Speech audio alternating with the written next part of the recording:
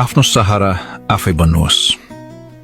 तपाईँ आफ्नो लागि सबैभन्दा राम्रो साथी, सबैभन्दा राम्रो संसार र सबैभन्दा राम्रो ढाडस बन्नुहोस्, जसले तपाईलाई कुनै पनि खराब समय र परिस्थितिमा कहिले हार्न दिँदैन।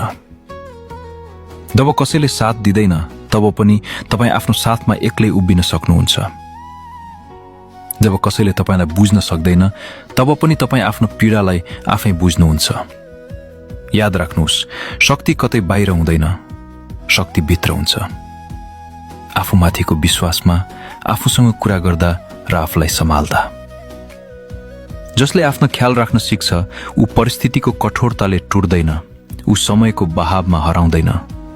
त्यसैले जब जीवन कठिन हुन्छ आफूलाई एक्लो नछोड्नुहोस्, आफ्नो ख्याल राख्नुहोस्, आफ्नो मनको कुरा सुन्नुहोस्, किनकि तपाईँ आफ्नो जीवनको सबैभन्दा बहुमूल्य चीज हुनुहुन्छ।